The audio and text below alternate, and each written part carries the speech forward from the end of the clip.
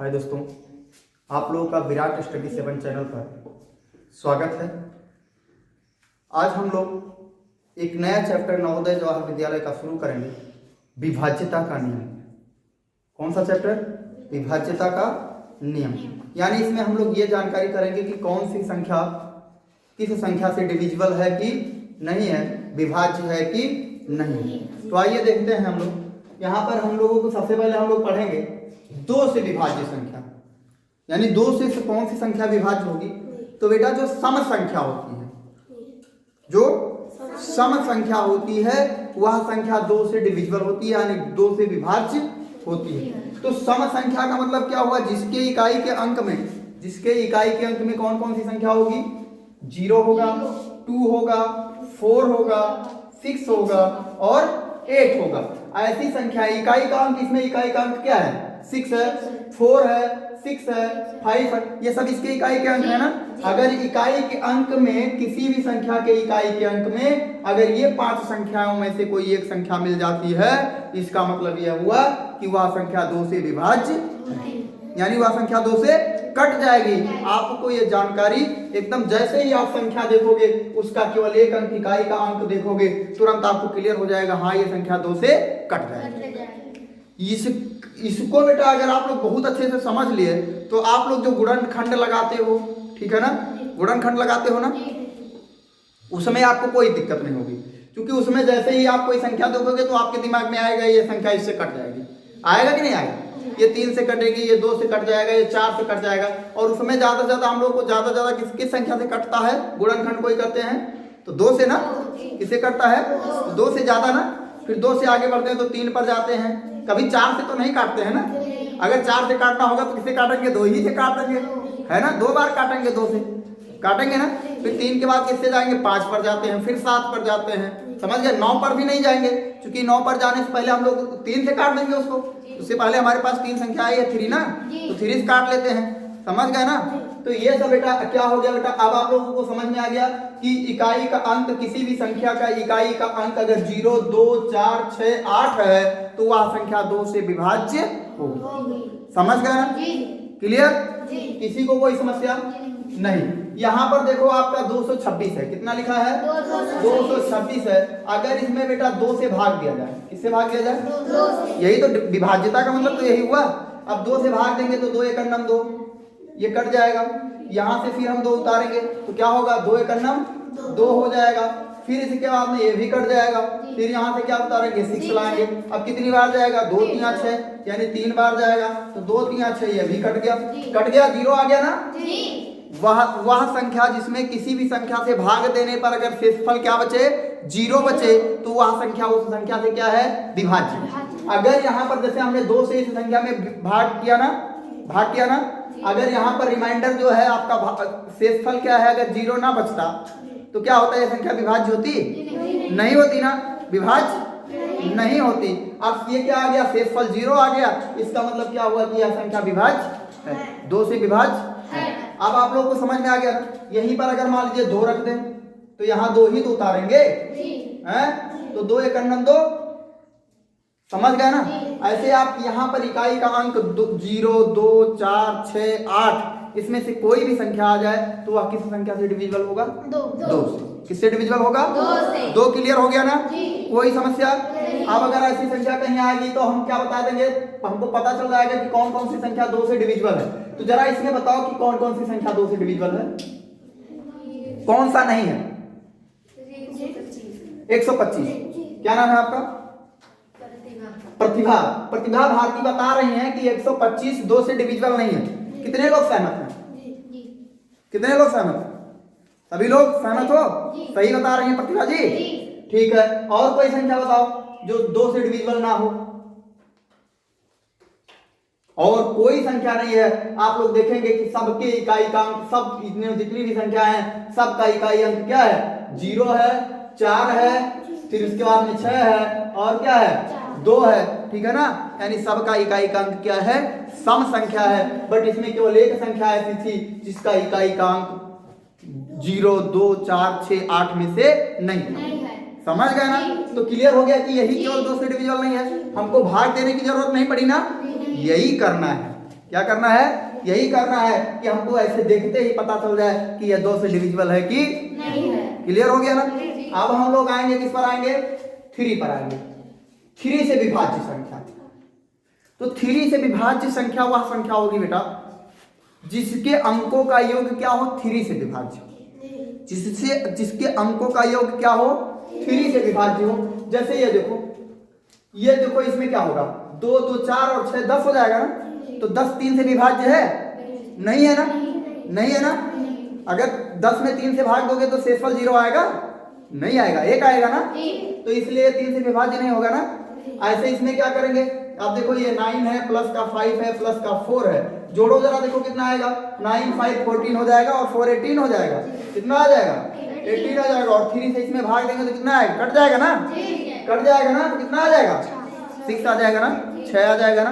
Cut गया ना? अब हमको क्लियर हो गया। अब इतनी बड़ी संख्या में हमको भाग देने की जरूरत नहीं है। 3 से हमको पता चल गया कि ये 3 से विभाज्य है, डिविजिबल है। समझ में आ गई बात ना? क्लियर हो गया ना? ऐसे हम क्या करेंगे? अंकों के योग के जोड़ लेंगे। अंकों का योग बड़ा नहीं होगा, छोटा ही होगा ना। अब कौन नहीं जानेगा कि भैया 18 3 से कट जाएगा? हैं? भाग देना पड़ेगा। जोड़े ऐसे जोड़ दिए, 9 5 14 4 18, 18 3 से कट जाएगा, अर्थात ये 3 से डिविजिबल है। हो गया काम ना? क्लियर कर लोगे?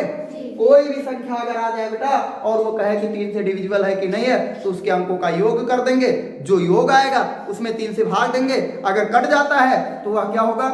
3 से डिविजिबल हो जाएगी वह संख्या, यानी कि वह संख्या 3 से विभाज्य हो जाएगी। समझ गया ना? क्लियर? कोई दिक्कत नहीं ना? आगे चलते हैं। अब आता है आपका 4 से विभाज्य संख्या। क्या आता है? 4 से। अब इसकी कंडीशन होती है बेटा, जो 4 से विभाज्य होने वाली जो संख्या होती है इसकी कंडीशन होती है। कंडीशन क्या है? बहुत इजी कंडीशन है। या तो उसका इकाई और दहाई वाला है। जैसे यहाँ पर मान लीजिए हमने लिख दिया 2 4 लिख दिया है ना? अब इसका जो इकाई और दहाई अंक यानी 2 अंक, ठीक है ना? पीछे से 2 अंक, ये आगे से हो गया, ये पीछे से 2 अंक।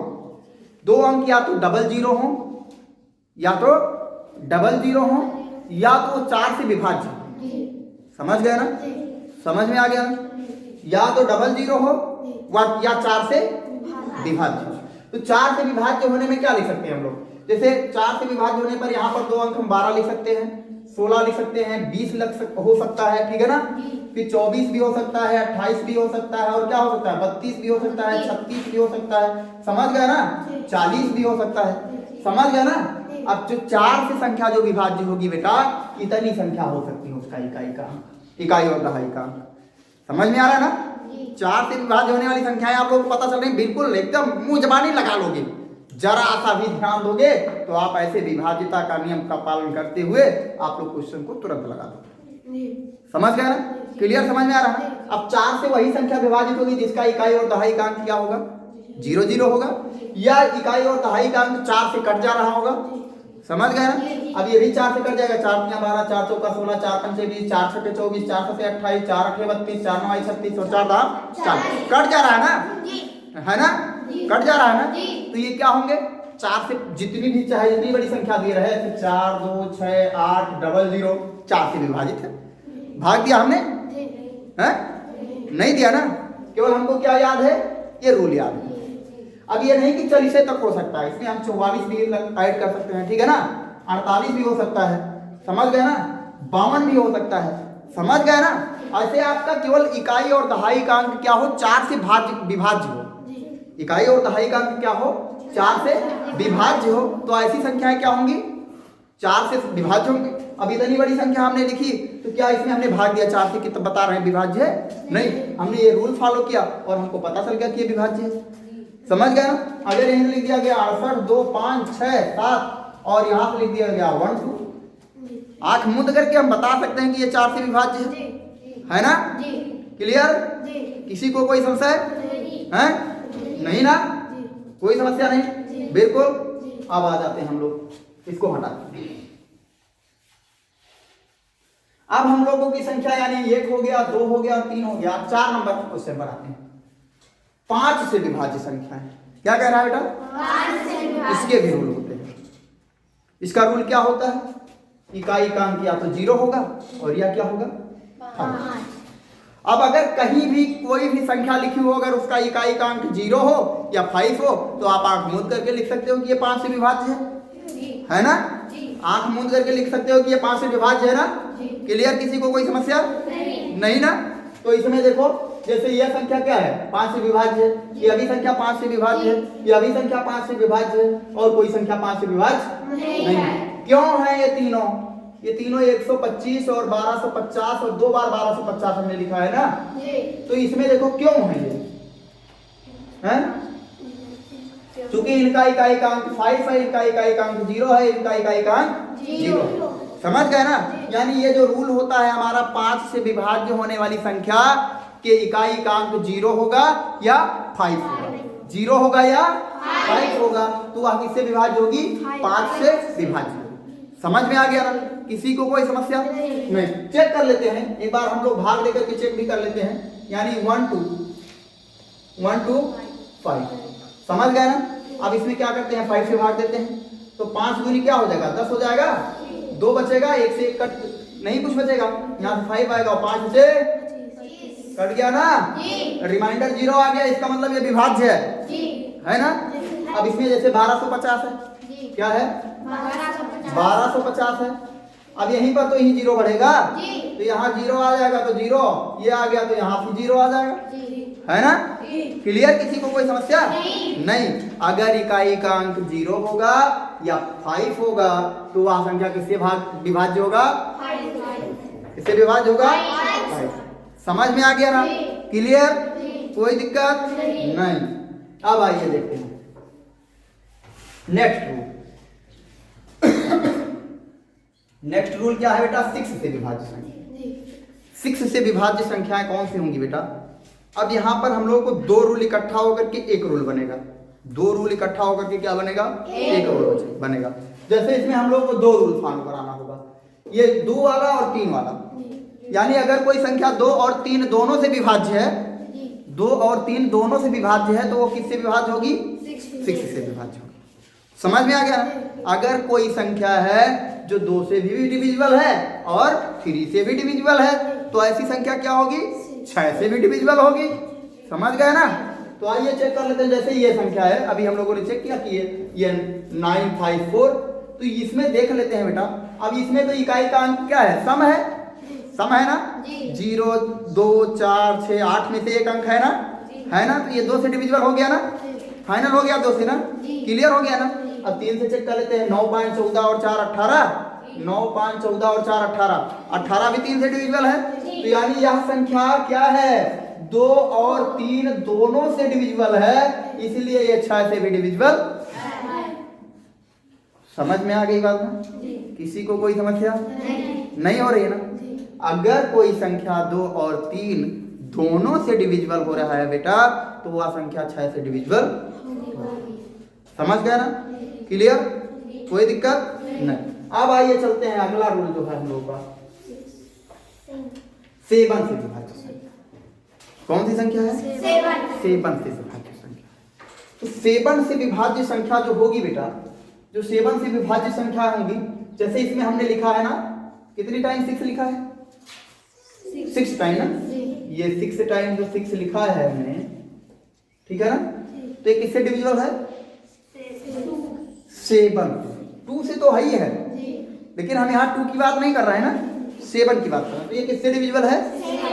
और ऐसे ही है, अगर इसको क्या कर दिया जाए, 6 को कितनी बार लिख दिया जाए? 8 बार। कितनी बार लिख दिया जाए? 8 बार लिख दिया जाए। तो 8 बार लिख दिया गया, तो भी ये 7 से डिविजिबल है। समझ गए ना? तब भी यह क्या है? 7 से डिविजिबल। ऐसे अगर हम 12 बार लिख दें तो क्या होगा? 7 से डिविजिबल हो जाएगा। समझ गए ना? क्लियर? तो फिर अब इसके बाद में, जैसे आपको दे दिया गया 49, अगर कोई पूछे, इसमें कोई ऐसा रूल नहीं है बेटा, अगर ऐसे इस टाइप में है अगर, तो हम लोग लगा पाएंगे। तो इसका 49 आ गया। अब 49 पूछ रहा है किससे डिविजिबल है, तो क्या बताओगे? 7 से डिविजिबल है। समझ गए ना? तो ऐसी संख्या आएंगी, आप लोग सॉल्व कर ले जाओगे ना? क्लियर? कोई दिक्कत नहीं? अब आइए चलते हैं हम लोग। अब हमारे पास आता है 8 नंबर। क्या आता है? 8 नंबर, यानी 8 से विभाज्य संख्या। अब 8 से विभाज्य संख्या हम लोग कैसे ज्ञात करेंगे? 8 से विभाज्य संख्या कैसे ज्ञात करेंगे? हैं? इसमें भी 4 जैसे रूल लगाएंगे। जैसे 4 से विभाज्य संख्या जो होती थी वैसे ही रूल इसमें भी लगाएंगे। तो यहाँ पर देखो आपने को हमने ये लिखा संख्या, ठीक है ना, यानी इसमें क्या होता है, 8 से वही संख्या विभाज्य होगी जिसके इकाई, दहाई और सैकड़ा, इकाई, दहाई और सैकड़ा वाले अंक यानी पीछे से 3 अंक क्या हो, 8 से डिविजिबल। समझ गए ना? पीछे से 3 अंक, जिसके वह संख्या जिसके पीछे से 3 अंक क्या हो, 8 से विभाज्य हो, ऐसी संख्याएं क्या होती हैं, 8 से विभाजित होती है। समझ गए ना? क्लियर? कोई समस्या नहीं। तो आइए देख लेते हैं हम लोग। यहां से 8 से विभाजित होने वाली संख्या है, जैसे यहां पर आ गया 14,872। अब हम लोग को 14,872 पूरे में भाग नहीं देनी है, क्या करना है, पीछे से 3 अंक उठाए, 872 हो गया तो ऐसे 8 से भाग दे दिया, 8 का नाम 8 हो गया। समझ गए ना? ये कट गया, यहाँ से 72 आ गया। तो यहाँ से जब 2 अंक हम एक साथ उतारेंगे तो यहाँ पर एक 0 बढ़ जाएगा। समझ गए ना? और 8 9 क्या हो गया, 72 हो गया, कट गया ना, रिमाइंडर 0 आ गया। यानी यह संख्या क्या है, 8 से विभाजित है। यह संख्या क्या है, 8 से विभाजित है। समझ गए ना?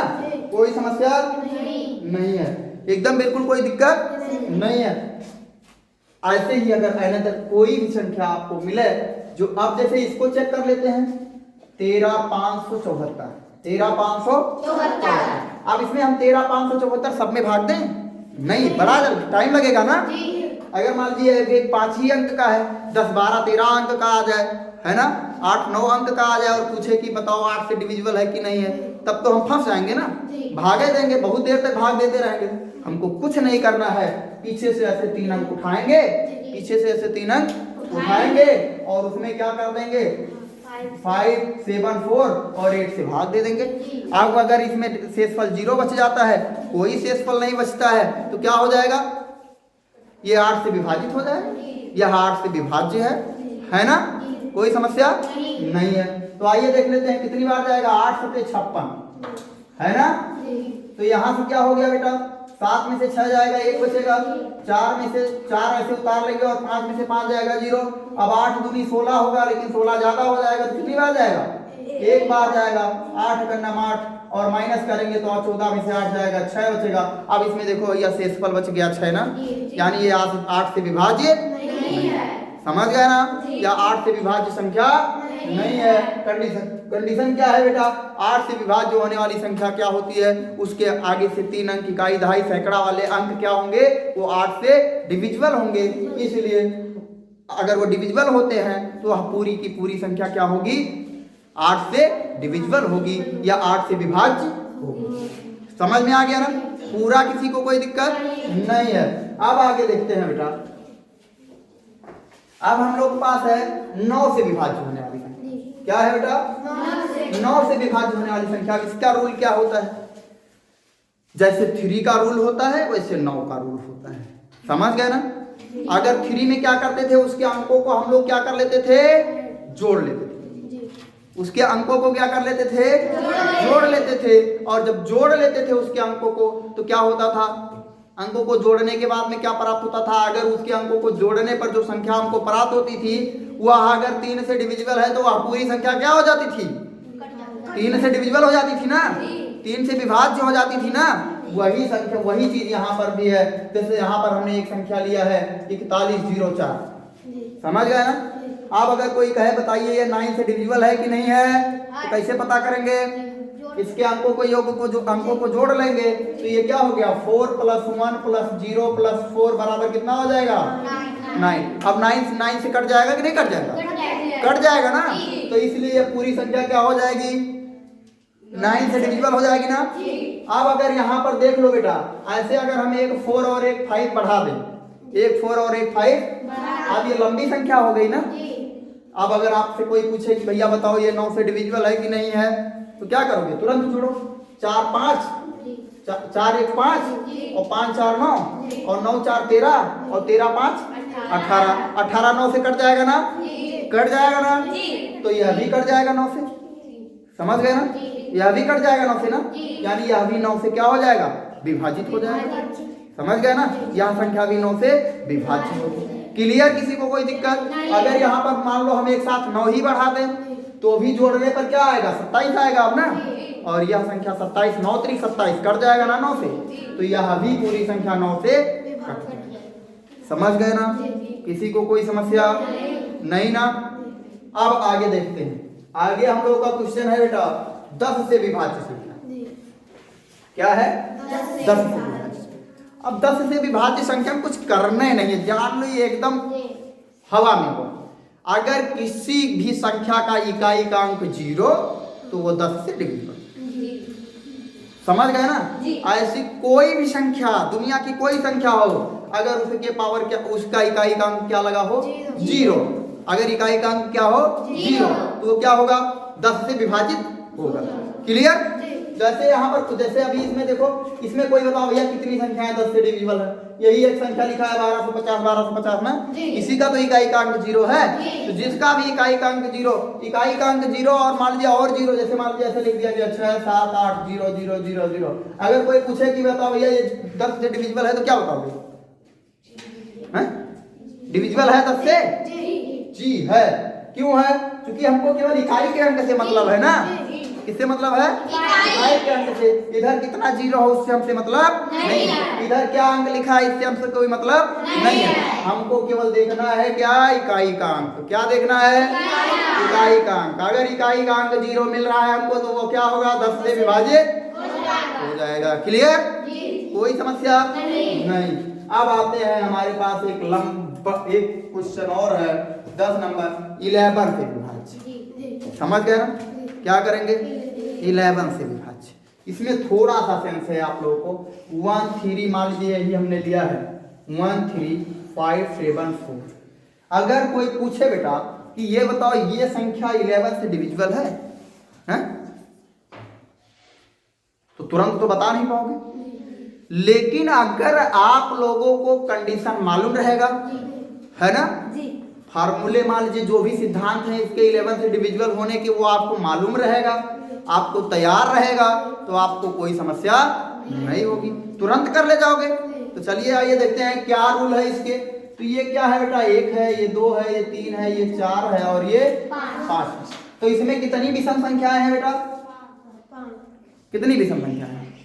ये विषम 1 है और 3 है और 5 है ना, ये विषम है। और 2 और 4 क्या है? सम है ना।